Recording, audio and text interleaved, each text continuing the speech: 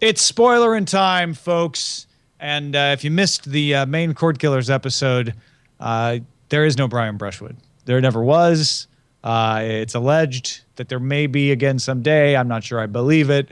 But until such time as the existence or non-existence of Brian Brushwood is confirmed, we have Justin Robert Young and Fraser Kane to help spoil you today. No less than 3 people dedicated to spoiling you. Justin Robert Young, how you doing? Oh man, it's going to be a hell of a time. We're going to have a real good time spoiling the ever loving crud out of you, folks. That's absolutely right. Fraser, do you agree?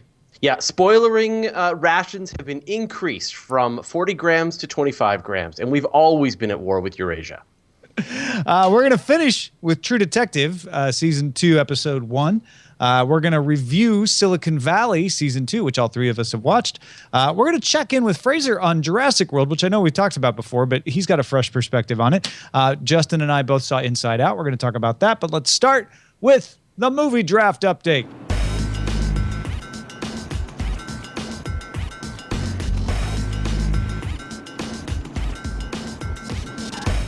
$398 million for Jurassic World. Now, Justin, I don't mean to bury the headline, though, which is Inside Out didn't do bad for Team Night Attack, $91 million on opening weekend.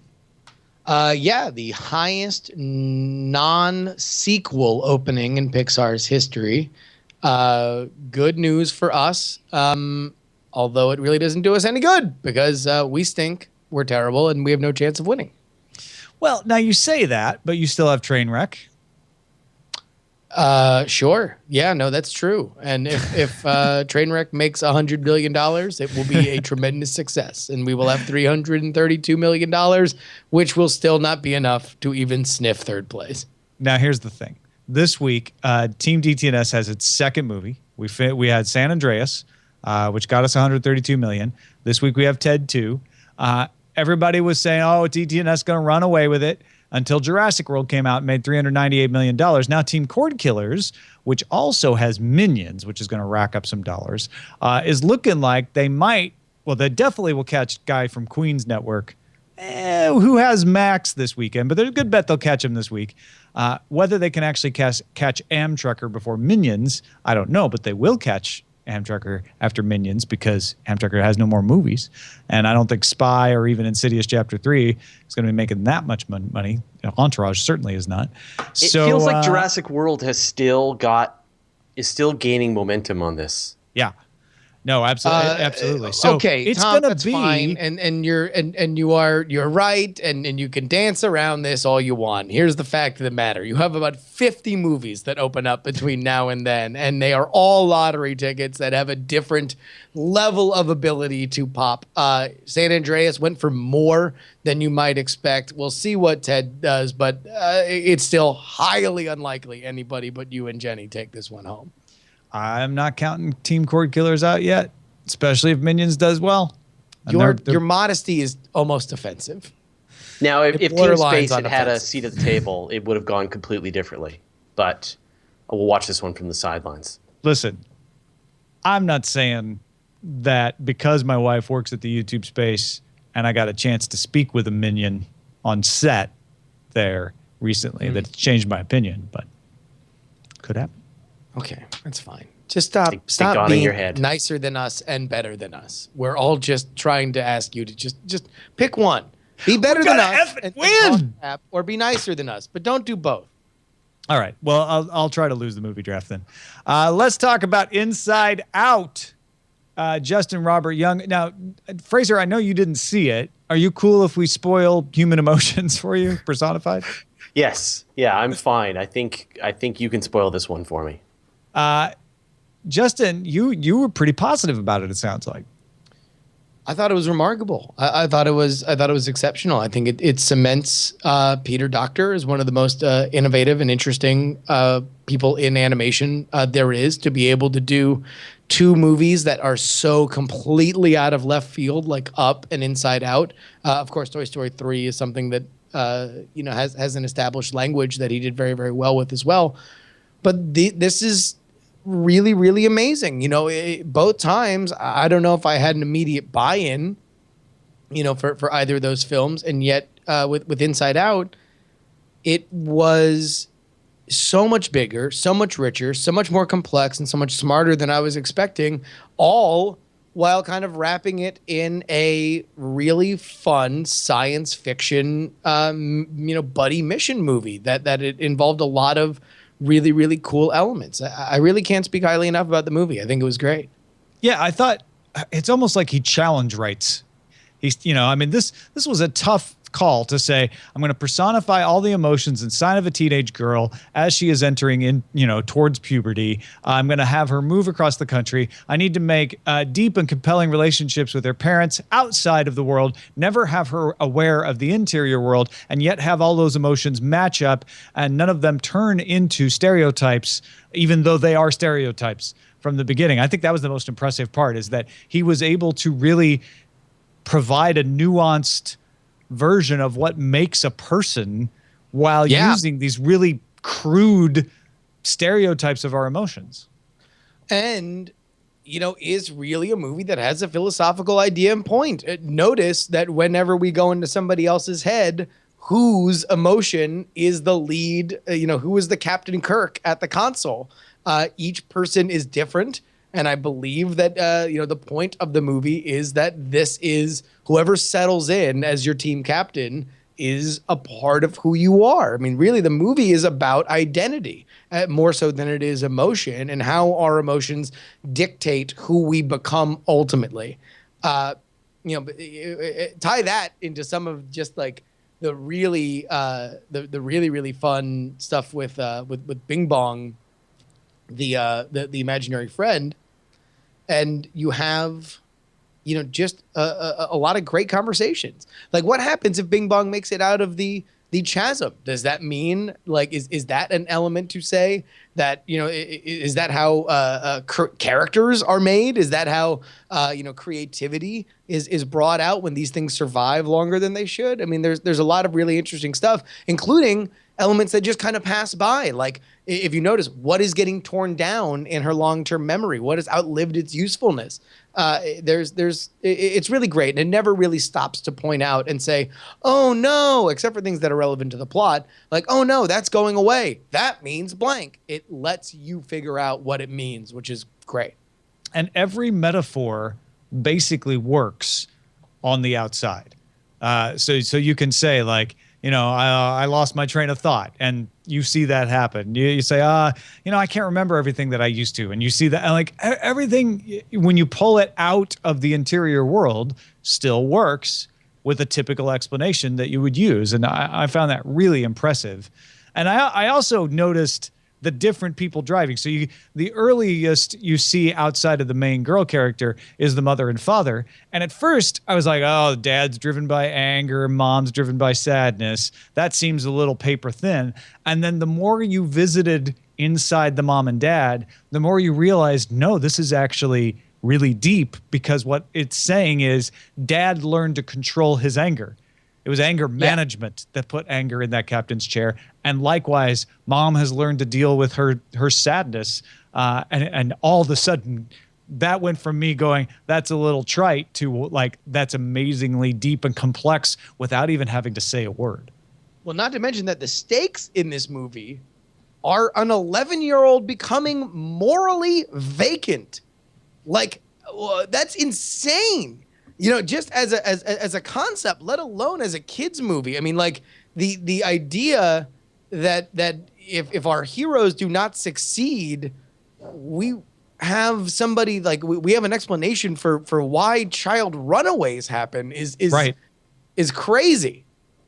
Yeah, you see her abandoned, immaturity, then friendship, then family. I mean, it's a textbook case of a runaway in progress, and you're like, you kind of figure it's going to be stopped, but you don't know how, especially because in this interior world, it doesn't seem like it can be brought back. Well, yeah, and it is really only a movie that Pixar could do, because in the first hour, or really the first act, all you have is this gigantic bill of goods of the rules of the universe that they have to serve to you.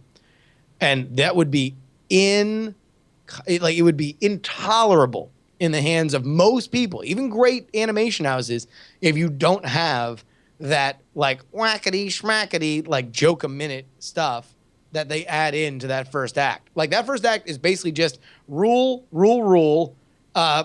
sight gag, rule, sight gag, rule, sight gag, rule, sight gag, and then we get on to our mission. And it's amazing that doesn't come off as tedious, because it doesn't. Last side note before we move on, as someone who has lived in the Bay Area and as you are living in the Bay Area, wow, did they nail that?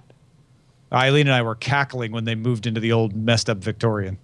Yeah, no, it's funny because it doesn't exactly get and obviously, listen, this is viewed through the eyes of an 11-year-old girl who misses her home, right? So it's supposed to look weird and scary, but it's certainly for a company that is based just a few miles north of me in Emeryville, it doesn't exactly give the most favorable shake to the Bay Area. But it was true. I've been in that house, I swear. In fact, the room that they put her in with the roof, well, I had a room like that and when I lived in San Francisco at one point. All right, let's turn the mic to Fraser Kane. You saw Jurassic World, and what did you think? I really liked it, and I was expecting to not like it. And in fact, I had heard from a lot of people that I was not going to like it, or that I was going to like it, that the reviews were really good, and that just made me more set to not like it. And I actually liked it. I really did. The special effects were terrific. The characters were good. I loved the sort of inevitable sort of push back to, we're going to have to make money from this thing, and that means a lot of people, and we're going to put those people in danger. Like, they just, that the next episode, the sequel, which now must happen, is just going to be another one of these horrible places where a lot of people are going to die, and they're going to make all kinds of in-references. In fact, when they made all these in-references about what happened last time, about the shirt and it being in poor taste, I just thought that was so funny. So, yeah, I really enjoyed it. And a lot of fan service. Definitely not a complex plot. But I felt the same way. Like, I've read a bunch of criticisms of Jurassic World, and I can't disagree with any of them. Some paper-thin characters, some sort of, served up on a platter motivations. They don't give Chris Pratt enough time to do the cool stuff that he does. But at the same time, it's a joyride. I was trying to explain it earlier to a friend of mine. It's not like it's the best movie I've ever seen. It certainly isn't nearly the same as Mad Max was for me, but I enjoyed every minute I was watching it. It's pretty strange to be like rooting for the T-Rex to save you. Yeah, they turned the tables on. I thought that was great. And then, we're just going to need more teeth. They just keep finding larger and more dangerous animals on that park to take out the smaller animals. And it was great. Once again, genetic manipulation bad, but again, it's almost, you say, fan service. It's almost like now we're just like, we know we've taken this to crazy places. We've put in every single different kind of species into these dinosaurs, and they're still just going to be scary and eat people with more efficiency, and we know that's going to happen. I loved it. Yeah. Cheering for the T-Rex and getting help from velociraptors. They rehabilitated velociraptors in this movie. Yeah. They even sort of short-circuited all the people's complaints about the fact that the velociraptors, say, don't have feathers, which, has kind of erupted on the scientific community, is like, actually, velociraptors probably had feathers. Dinosaurs are related to birds, and the chances are the velociraptors had feathers. And they even said in the movie, they're not dinosaurs. We're just making this stuff up. They are. We've made these things all in the lab. We've mixed and matched the parts of the genetic sequence that we wanted, and this is what we've got. And it was a great way to just sort of shut down all of the science nerdery, which I thought was great. And I would science nerd the most, and they shut me right down. So, which is something that is such a great point in the book. and hasn't really been a part of the film franchise as much, is that idea that none of these are dinosaurs. Like, all of these are these genetic freakazoids that we're calling dinosaurs.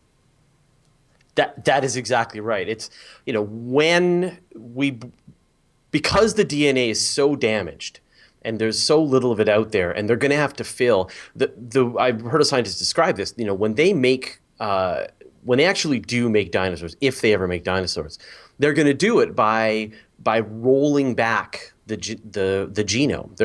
They're essentially going to reverse engineer dinosaurs out of modern birds. They're not going to be reconstructing it necessarily out of the original thing, and they're just going to be our modern interpretation of a dinosaur, which is both kind of sad and scary. And then they're going to chase us and eat us.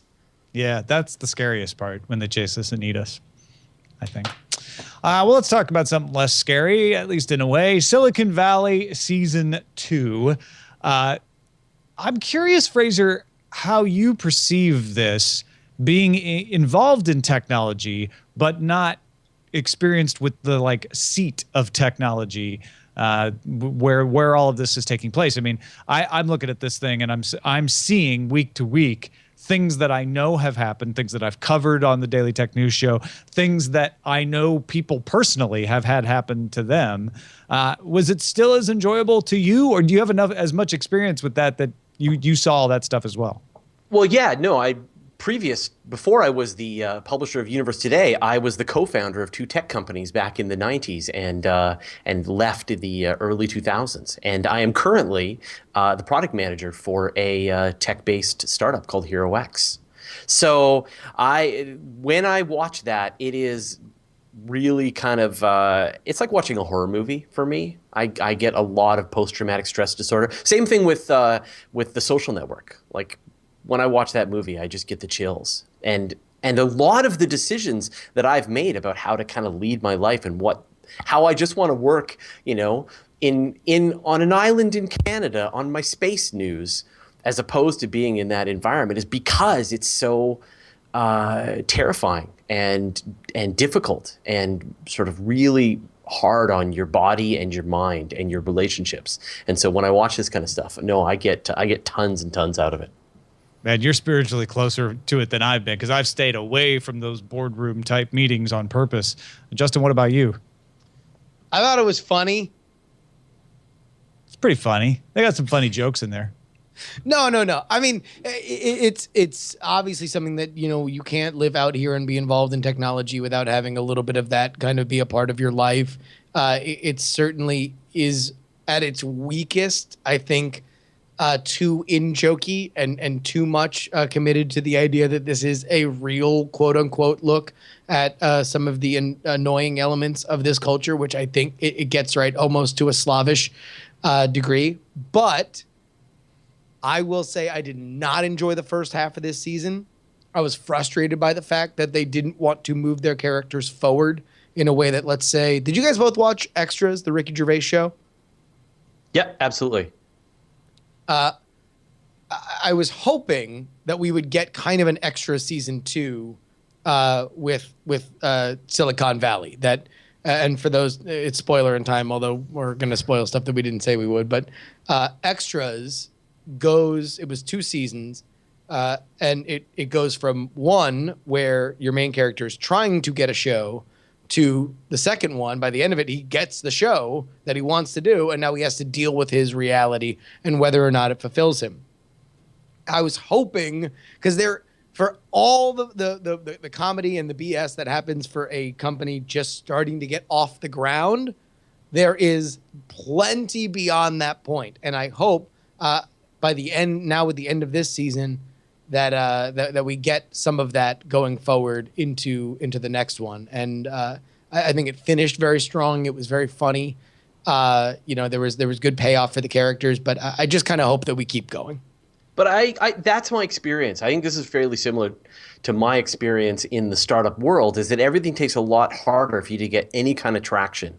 And every single victory is super hard won, and and that there are lots and lots of obstacles that just keep coming your way. And I think that comparison to Extras, he makes a pretty smooth transition from somebody who wants to have a show to somebody who does have a show and is successful and is dealing with the problems of success. But I think with Silicon Valley, they're just spending a lot of time in the horror of this, the trough of sorrow, where you're like, I don't know how we're going to pay salaries. Now I'm getting a lawsuit, and our software doesn't work. And then, not to mention, their CEO is making everything worse all the time. And I think that was I thought that was great. I actually loved the fact that they did kind of stretch it out, they're still in the weeds. And I wouldn't be surprised if they do another season of them in the weeds as well. They might. I guess I just kind of want to see them in different situations. I mean, Mike Judge's writing is amazing and insightful, but it needs, in my opinion, story movement to be at its best, because he's so great at mining the little minutia in life that if you don't move your characters along, you tend to keep hitting the same notes over and over and over and over and over and over and over again, and it becomes a bit repetitive. As I does think, he write? I think he just executive produces these. Is he not the showrunner? It seems like he is partially a director. 9 episodes that he's directed. Yeah, so he's directing. But I know there's another guy. 18 episodes. So he's written on all of these at least.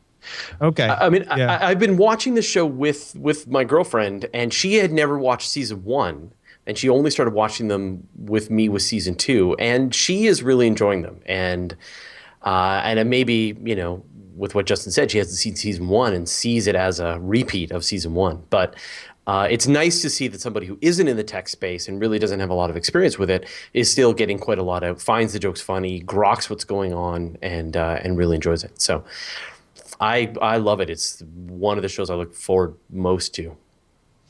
Yeah, because what's interesting is they've got Dan Lyons, who was fake Steve Jobs for a long time, as one of the writers. He even gets a writing credit on episode 8.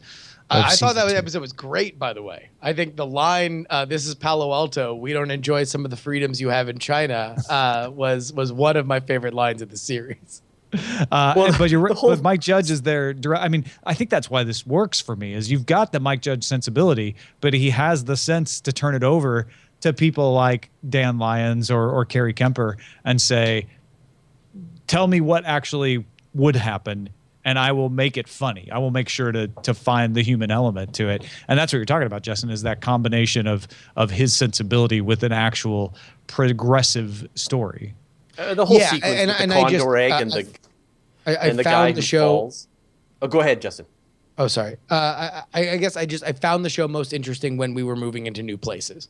And the more we got out of the house, the better I thought the episodes were. And I just hope that there's more and continued that. It's probably a lot more sophisticated than what I'm about to say, but my feeling is season 1 was meet a startup. Let's watch a startup happen and see all the problems that it encounters when an idea starts to take off. Season 2 was, let's actually see what happens in the mythical garage or house like Facebook had when you're actually trying to run a business out of it. And I feel like season 3 will be like, well, what happens when you finally move out of the house, and what problems and hilarity ensues at that point? I guess that partly, there was once, I had a friend of mine who worked on 30 Rock, or a friend of a friend, rather.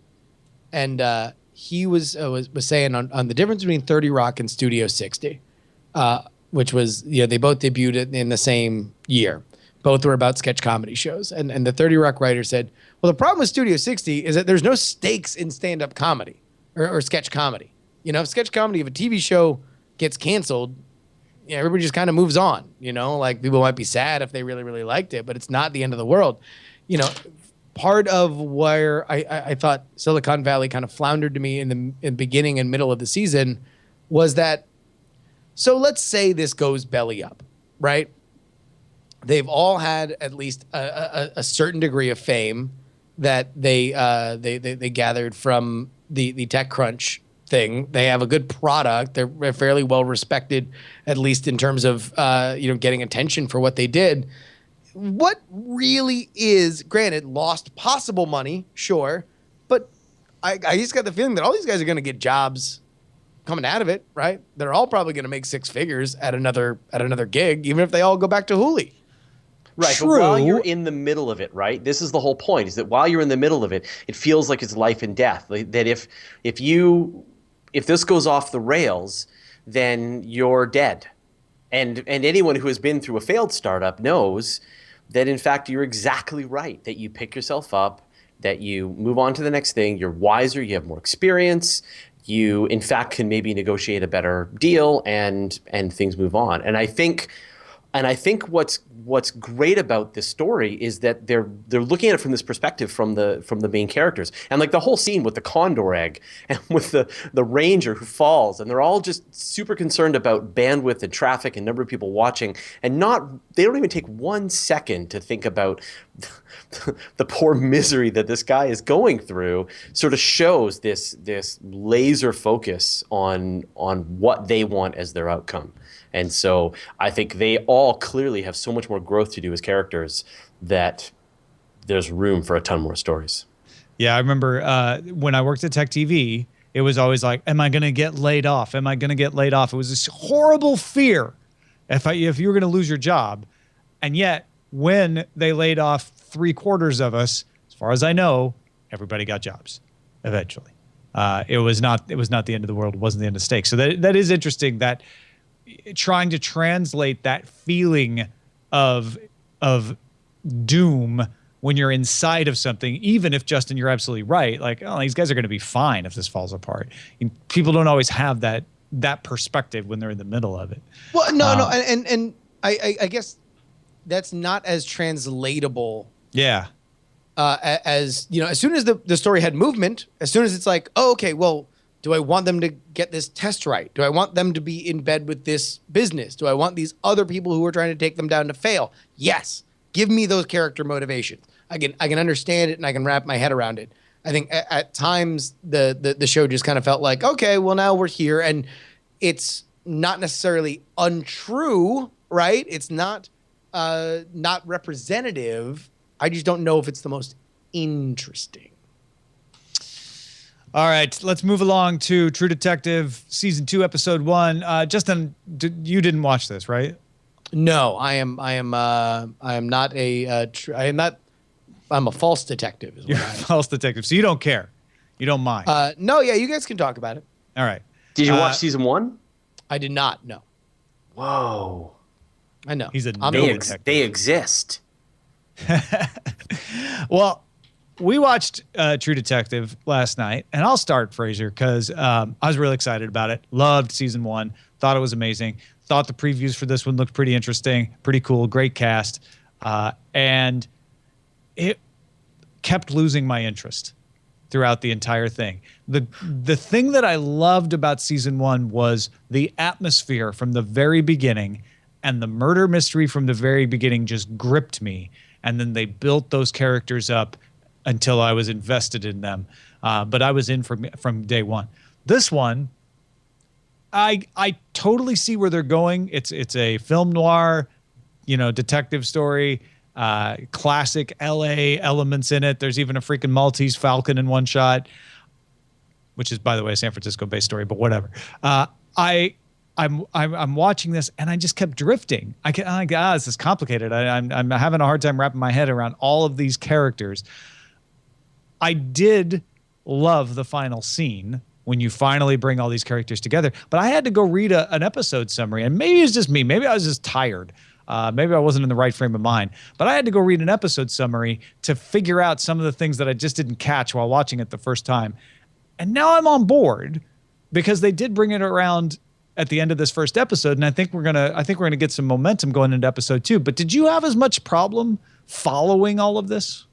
Well, Season 1, when I watched it just blew my brain out of the back of my head, right? When I watched it, I just couldn't believe how awesome the show was, and it got stronger and stronger and stronger. And I know Brian loved the ending. I was not as much of a fan of the ending, partly but just because it felt like there was a lot of loose ends opened up that were never closed. But it feels like with this new series, with the new season, they have just gone after it is all about loose ends, and I don't know whether they're gonna get closed. I mean, they open, instead of you just getting to know 2 characters at the same time, you're having to get to know 4 characters, and the way that they interact these characters together is with insane coincidences. I mean, I was sort of trying to follow the coincidences, like, oh, she goes to this bust and it turns out that her sister is there, but then she goes to this other place, the next bust, and it turns out that the person's sister is missing, but she used to be with her father at this commune, and then but is that the woman who was having sex with the motorcycle cop? And so there's all these weird coincidences, and I was just like, what? And so no, I did not like it. So you were just like, I didn't like it. It was too confusing. I feel much better now. I still liked it at the end. I really liked the Vince Vaughn part. That for some reason was the one character that I'm like, okay, I get what he's doing all the way through. I think it was confusing that you had one flashback with him, and that's, as far as I remember, the only flashback in the entire episode, right? The one where he first meets Vince Vaughn when he doesn't have his porn stash. Yeah, right. Yeah. And Colin Farrell is Mr. LA cop at that point. And I think that concept of Vince Vaughn, I mean, that he clearly used to be more of a thug, more of a mobster, and was making this transition to become a legit businessman, but all of the people that he had to strong arm in the past, all the enemies that he had, they're all going to come along for the ride, and they're going to make his life difficult down the road. I love that idea. Yeah. Right? It was a lot of work to get to the payoff of those 4 coming together, and a lot of work to get Vince Vaughn's character to what you're talking about. Yeah. I do think it's going to be worth it, though. Yeah, I hope. You're still going to watch episode 2?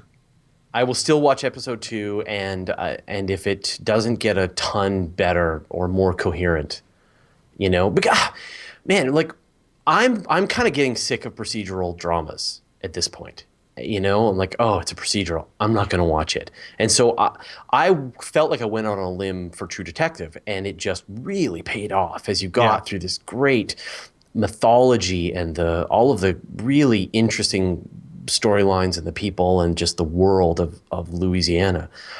And none of that seems to be present. It just, like, it has the same name and that's it. And that's not enough. No, definitely not. You need a lot more than that. And honestly, part of it may be that New Orleans for us is just a much cooler place to look at than Los Angeles, even if you're showing like a gritty factory noirish side of Los Angeles. Because, I mean, I live in Los Angeles, but aside from that, we've all seen it a million times on television, right? Yeah, well, I mean, Los Angeles can have that sort of side of darkness and dread and foreboding. I have actually spent a lot of time in Louisiana, and it can be a fairly bright and sunshiny, green, verdant place. So it's all just how you sort of do your cinematography. And I think if you want to make Los Angeles feel like this really somber, foreboding place, you can totally do that, and it's fine. Yeah, you can do for this sure. anywhere. I think it's a fact that they very carefully chose to make it look like the city has a 1,000 stories. It's the Dragnet Los Angeles. It feels like that they're going for. Yeah. So can I be invested in all of these different characters all at the same time? They really put themselves out on a limb by just having all of these separate stories and then intertwining them with ridiculous coincidences. Yeah. So I'm not on board. And I'm with you. But I'm hopeful. I'm hopeful for the next episode. Maybe it'll start to make more sense. Well, that is it for Spoilerin time. Thank you, Fraser Kane. As always, Universe Today. Follow him and find him on the Twitters. Where should people go? Where's the best place to find you? Yeah, go to universetoday.com. That's my website. Twitters, I'm F Kane, and I'm Universe Today on YouTube. And we put out 2 silly videos every week about space and astronomy, and you would enjoy them. Justin Robert Young doesn't do silly videos. He does only very serious, weighty documentaries, Bill Simmons style 30 for 30 stuff, right? Yeah, I'm here to enlighten and educate you, the populace. So if you'd like to follow me, Justin R. Young on Twitter is where you get all the fun, very, very educational content. Check it out. We'll see you next time. Maybe with Brian back. Probably not. I don't know.